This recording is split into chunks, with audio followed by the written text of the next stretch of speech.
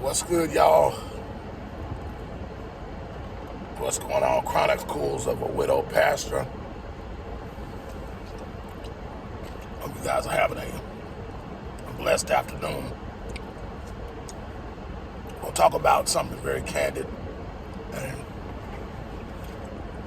probably a little controversial. Well, not for me, but I'm going to open my heart and just talk about what I'm dealing with right now.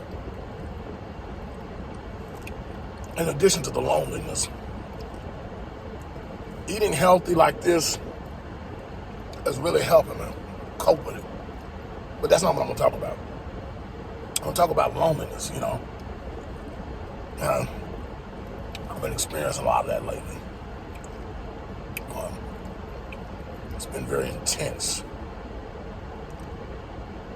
I think from the standpoint of a man who was married for nearly 3 years, in a relationship for 4. You're accustomed to being with someone for a long period of time. Suddenly,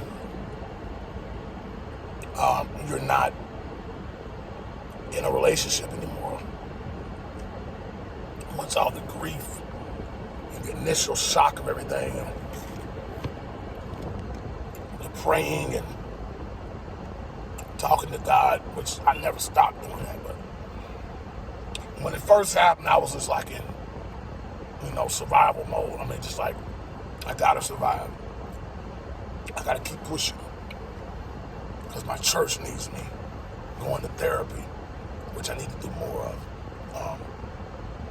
All of that, just intently, and I think all of that really did help me, but there are other parts of grief that when you lose a spouse, when you deal with the loneliness aspect of it, of not being with a woman anymore,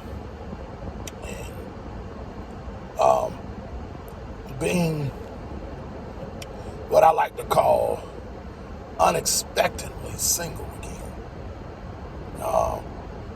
Just like you think about a mother and a wife and a husband. That, like my second son, he was not planned. He was kind of, I got thrust into fatherhood a second time.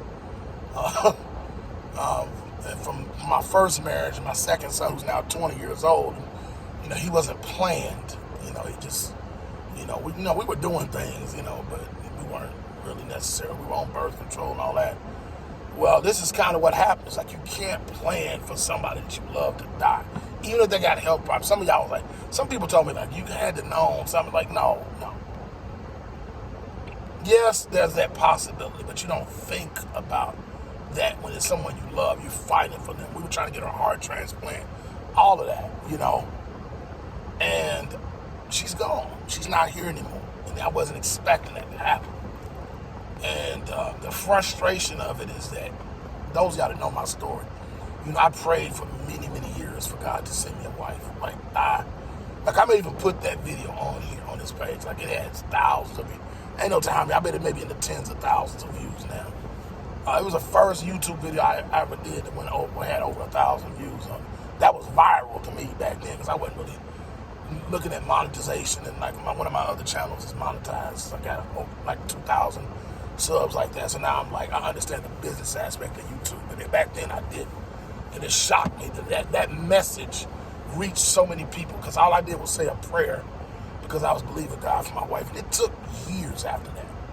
I want to say I prayed that prayer in 2012. I didn't get married till 9 years later. So, God doesn't move on our timeline. But God, yet nonetheless, He still did it. And what hurts so bad about this is like something I prayed for so long. I only got 2.5 years to enjoy it, And it was, it was the ups and downs, but, we got through it. But it's just like, here I am back again, thrust into singleness again. And it's just, it's rough. I don't even know what other way to describe it. Like, I understand the whole, waiting on God, and I get it. We went down through the whole, I could go back and watch all the videos I did, the singleness videos and stuff like that, but it's different when it's like singleness after widower, being a widower is not fun. It is, and it was hard after my divorce, going through. And it took me 15 years to get married after my divorce. And like now, here I am, and I'm enjoying. I'm gonna make the best of this and enjoy it. I get it, like God knows what He's doing. There's a reason in the season, and I'm gonna keep doing what I'm doing. I'm gonna keep preaching. I'm gonna keep, doing music. I'm gonna keep ministering people, all of that stuff, But the truth of the matter is, it is what it is, and it's still hard. I don't care what how you slice it, what you think, what you say. There's no amount of encouragement that anybody can give me to heal the grief, and also to make me,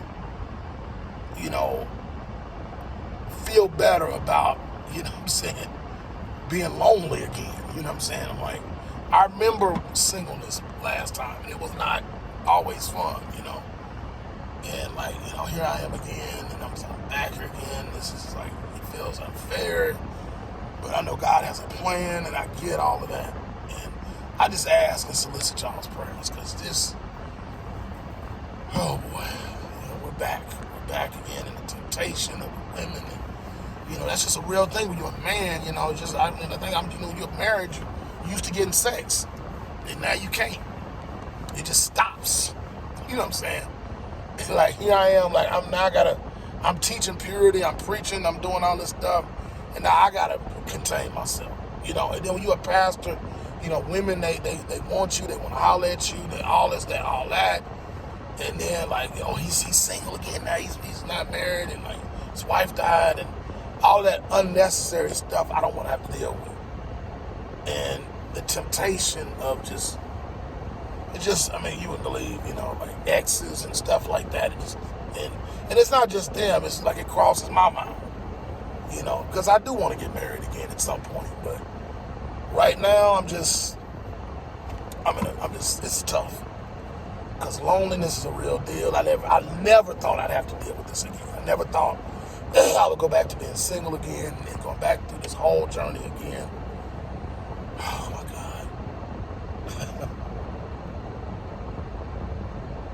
God is still God. God loves me. He says in Jeremiah 29. So I'm preaching to myself. I'm ministering to myself. I know the plans that I have for you, said the Lord.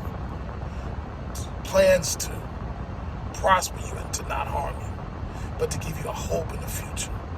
And I believe that. I believe God knows. God has a plan for my life. But this singleness stuff, it's loneliness. I wouldn't even just say singleness, but the loneliness aspect of it is, y'all pray for me. I mean that, because I need it. I need God's grace. I need supernatural grace to help me deal with these emotions that I'm dealing with now. Because the grief really weakens, it deadens you. And it's like it's hard to fight when you're dealing with the grief of losing somebody. And then the biological thing, part of your body that wants to make love and all these things, it doesn't go away when the person dies. It would have been a whole lot better had those desires died with my wife, but they didn't. And here I am. Y'all pray for me. I love y'all. God bless you. Thank you for all your support.